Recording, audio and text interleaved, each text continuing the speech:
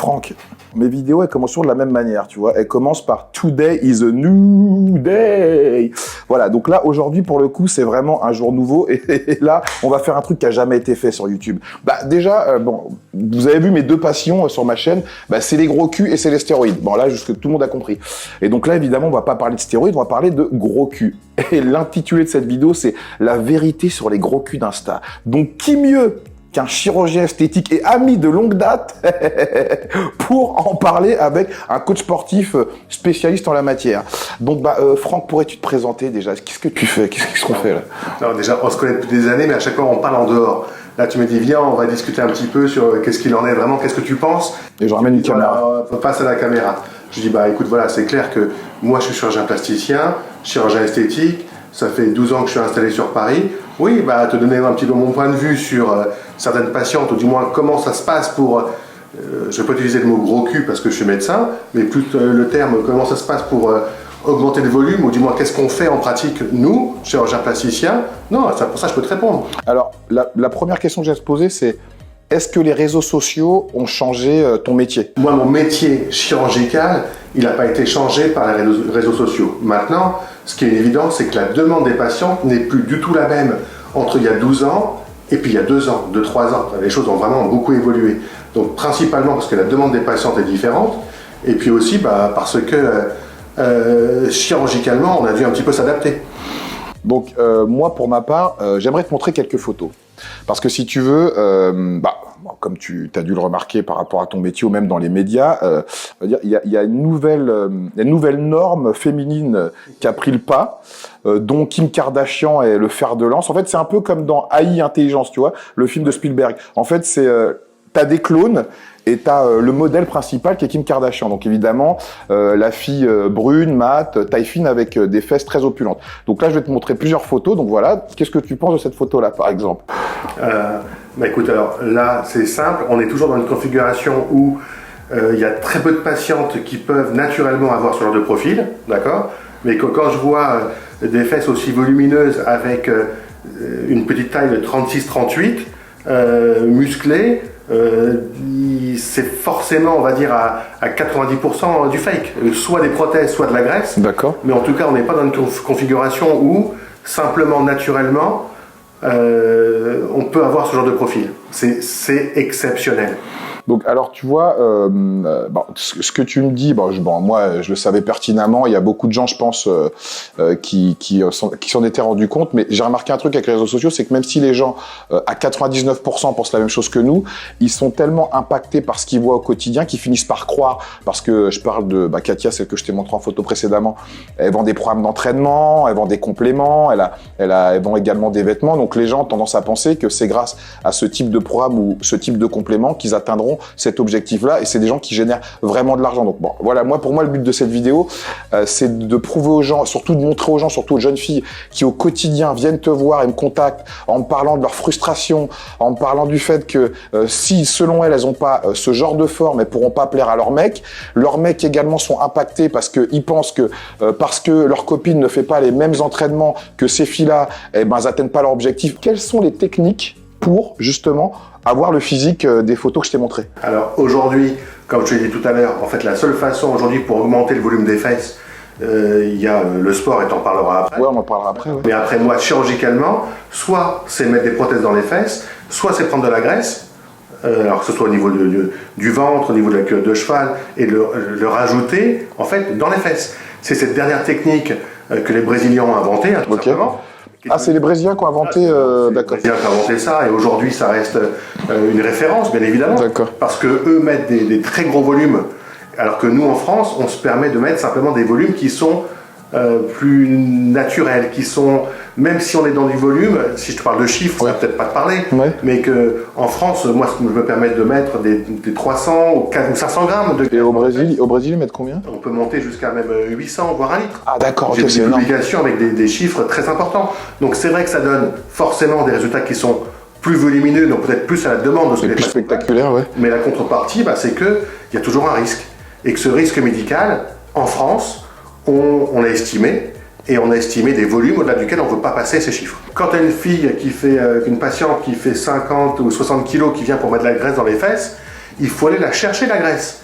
Et donc pour la chercher, nécessitement, d'un point de vue purement technique, ça t'oblige à faire un petit peu plus saigner, donc du coup avoir une graisse souvent un peu moins de bonne qualité. D'accord. Quand tu es une patiente un peu plus costaud, et ben donc du coup la graisse va venir plus facilement, et tu auras, je pourrais te montrer des photos, où tu as justement après de la graisse qui est vraiment bien jaune, et qui va être suffisamment de bonne qualité pour être réinjectée et donner encore un meilleur résultat. Donc alors on pourrait conseiller aux femmes qui sont un peu skinny, qui aimeraient justement faire du transfert de graisse, c'est là, on va dire, où le coach sportif peut intervenir. Par exemple, faire une prise de masse avec un coach sportif, que ce soit moi ou quelqu'un d'autre, mais moi de préférence, que tu sais, si tu vas avoir un gros cul, faut que tu appelles Rob, si t'as pas Rob dans ta vie, c'est que t'as rien compris, poteau. Bref, donc ça veut dire qu'en gros, faire une bonne prise de masse pendant quelques mois et après venir te voir pour faire un transfert de graisse. Ce serait judicieux de faire ça? Qu'en penses-tu? Ça m'est arrivé cette année d'avoir cette catégorie de patients. Ouais. Maintenant, on est loin du naturel. Vous voyez, si tu veux, on n'est pas du tout dans la vie de tous les jours. La vie de tous les jours, c'est une patiente qui vient en disant, regardez, j'ai un peu de graisse, faites-moi une lipo, comme ça au moins, et puis la graisse, pendant que j'y suis, mettez-la dans les fesses. Ça permettra d'avoir un fessier un peu plus volumineux. On est dans cette configuration. Aller dans la configuration où, docteur, je vais prendre du poids pour pouvoir prendre de la graisse et après la injecter dans les fesses, ça c'est typiquement les réseaux sociaux qui ont changé la donne et les réseaux sociaux qui ont donné des nouvelles normes de beauté qui ne sont pas du tout celles qu'il y a habituellement. Avec encore une petite remarque, c'est que ce qu'on vit aujourd'hui avec les réseaux sociaux ne représente que très peu de patientes qui viennent en consultation. D'accord. La plupart des patientes sont des patientes avec une demande normale, naturelle. Docteur, je veux une petite lipo, mettez-moi un petit peu. Et on veut nous faire croire souvent à tort que les réseaux sociaux correspondent à ce que les patients demandent en consultation. Ce n'est pas vrai. Et que penses-tu parce que on entend tous les gens qui sont sur les réseaux sociaux, maintenant il y a une filière tunisienne, parce qu'on peut appeler ça comme ça, c'est la filière tunisienne, où des stars de télé-réalité font de la pub, j'imagine, parce qu'elles sont opérées gratuitement, j'imagine, parce que pour les gens qui ne le savent pas, les chirurgiens ne peuvent pas faire de la pub eux-mêmes, donc ils prennent, comme ces chirurgiens tunisiens, ils prennent, même des chirurgiens parisiens le font également, une clinique dont on taira le nom, mais elle est pas loin. Donc ils prennent des gens de télé-réalité ou des gens qui ont une notoriété pour faire de la pub, et en contrepartie, j'imagine qu'ils ont des interventions gratuites. Toi, qu'est-ce que t'en penses de ça? Bon, évidemment, sans tirer sur tes confrères, c'est pas... Moi, je te parle juste techniquement, médicalement, les chirurgiens, en dehors de France, ont des règles médicales, des règles de l'ordre des médecins, des règles qui sont différentes que des règles qu'on a en France. Juste, petite chose, en France, on a peut-être les meilleures règles d'hygiène et de sécurité au monde. Mieux qu'aux États-Unis, les choses sont vraiment très bien structurées. Bon. Donc ça veut dire qu'en France, je ne me permets pas de faire des lipoaspirations de grande quantité. D'accord. Pour quelle raison? Je vais peut-être retirer 4 litres ou 5 litres au maximum. Donc, et dans certains pays, entre autres en Tunisie, et ça peut arriver. Oui, parce qu'on entend beaucoup parler de la Tunisie. Je parle de mon expérience, j'ai vécu des patientes qui sont venues me voir en ayant des lipoaspirations de 10 litres, ce qui en pratique, impensable pour moi. Donc, à partir du moment où on arrive à faire des lipoaspirations de 10 litres, forcément tu auras un résultat en termes d'esthétique qui sera plus impressionnant, et en plus tu auras plus de graisse pour mettre dans les fesses. Donc si tu veux, on peut très bien avoir avec des chirurgiens très compétents en Tunisie des résultats qui peuvent être en effet un petit peu plus impressionnants, mais c'est forcément au détriment d'une prise de risque, et cette prise de risque elle est pas minime, et cette prise de risque en France, on estime, et moi le premier, que la patiente, on n'a pas le droit de lui faire prendre un risque quoi qu'il arrive. Et donc tu peux, parlons vulgairement, donc tu déconseilles aux jeunes femmes d'aller se faire opérer dans ce genre de pays? Disons qu'à partir du moment où on habite en France, qu'on a un chirurgien qui peut nous suivre, après l'opération, avoir son numéro de portable, moins de questions, comment dire, que ce soit moi ou mes confrères, on va dire, aujourd'hui on a une opération, c'est normal de laisser son portable et de dire écoutez madame, vous avez la moindre question, vous m'appelez, on se revoit dans 3 jours, on n'a pas besoin de prendre 3 heures d'avion pour voir son chirurgien. Moi ce que je dis c'est que les patientes font ce qu'elles veulent, bien évidemment, d'accord, mais à elles d'équilibrer en fait leur prise de risque. Et si pour un problème financier, elles décident de se faire opérer en Tunisie pour la plupart du temps en fait, faut évaluer cette connotation financière supplémentaire, est-ce qu'elle vaut la prise de risque ou pas? Mais donc ça veut dire que là-bas, bon, pas pour parler des prix, mais concrètement, c'est 50% moins cher qu'en France 50% moins cher. D'accord. Ouais. Comment ils arrivent à réduire le coût de moitié par rapport à la France? Ne serait-ce que le prix au mètre carré d'un local, ne serait-ce que par rapport au nombre d'infirmières qui vont travailler dans les structures, ne serait-ce que en France, on a quelque chose d'extraordinaire qui est l'Agence régionale de santé, en fait, un organisme qui est là pour vérifier un petit peu que dans une structure, le personnel a été formé en cas de problème médical urgent, que le matériel utilisé au bloc opératoire, par exemple, est stérilisé, par exemple. Stérilisé, toutes ces choses-là, mis bout à bout, eh ben, ça a un coût financier pour la structure. Et ils n'ont pas ce genre d'organisme là-bas qui vérifie Ils ont le leur, ouais. Je ne sais pas comment ils s'appellent, je ne sais pas quelles sont leurs normes, mais en tout cas, la finalité, ça leur coûte beaucoup moins cher. D'accord, ok. Donc en fait, ce qu'on économise, c'est tout ce qui fait qu'en France, on sait que quand on se fait opérer, on risque rien, quoi, en fait. Alors, jamais je te dirais ça. C'est pas que tu risques rien, c'est que du moins, tu as mis le maximum de chances de ton côté pour limiter les risques. D'accord. S'il y a eu un raté à l'étranger, comment ça se passe en France, en fait? Est-ce qu'on leur fait payer en disant ma petite, t'as été conne de te faire charcuter ailleurs, maintenant tu vas banquer ici, ou la Sécu prend le relais? Qu'est-ce qui se passe? La Sécu, pas forcément, mais en tout cas, dans le cadre de l'urgence, une patiente, à partir du moment où elle a la Sécu en France et qu'elle a une complication, elle sera toujours prise en charge, au moins par l'hôpital. Pourquoi? Parce que à l'hôpital, il y a toujours des médecins, ouais. Et on est quand même médecin avant tout. Et une patiente qui a une infection, même si s'est fait opérer, quel que soit le pays, elle revient avec une infection, elle revient avec quelque chose de grave, elle sera opérée. C'est des filles qui pensent que, limite, peut-être qu'elles certainement elles vont plaire à la jante masculine en ayant ce genre de physique et se plaire également à elles-mêmes, quoi. L'objectif de la chirurgie, c'est justement qu'elle se plaise d'abord à elle-même et après éventuellement aux autres. Et l'erreur voudrait qu'elle le fasse que pour plaire aux autres. Donc ça veut dire que, regarde, bon, je vais te montrer une photo. Pour avoir un cul aussi énorme, est-ce que c'est possible en une opération, par exemple?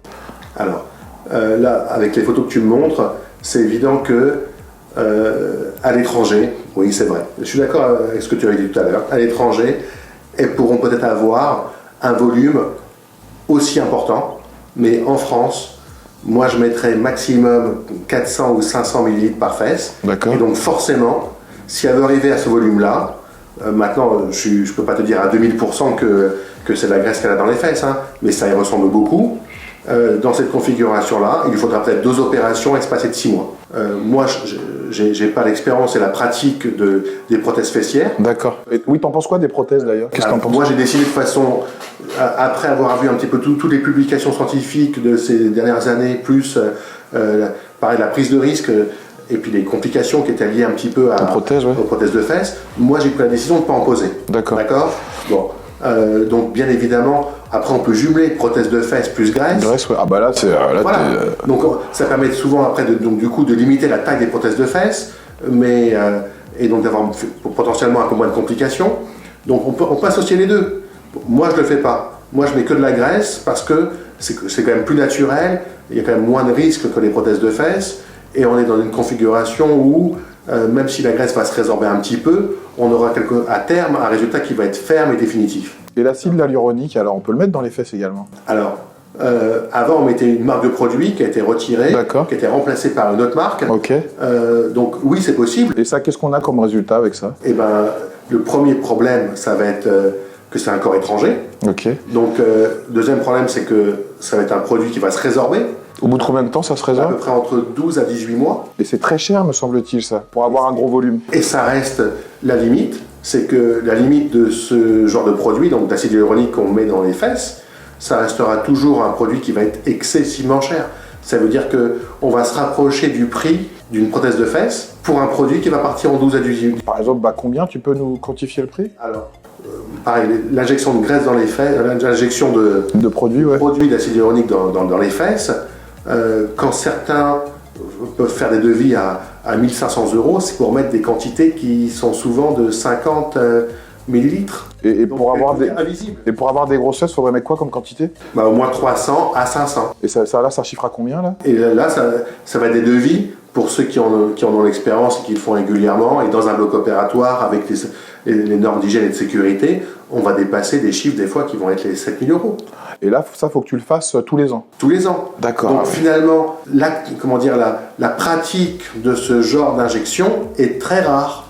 parce que ça coûte tellement cher Tellement à la cher, patiente, parce que le faire dans des conditions d'hygiène, de sécurité, dans un bloc opératoire avec tous les produits qu'il faut, eh ben, ça coûte tellement cher que très peu de patientes le font finalement. Donc ça veut dire que l'opération la plus pratiquée dans les 3, c'est la graisse. Exactement. D'accord, donc en France, c'est la graisse. Je termine toutes mes vidéos par un truc qui va te faire kiffer. Viens me faire un bisou, mec. D'échanger le partage, c'est la base. Bisous.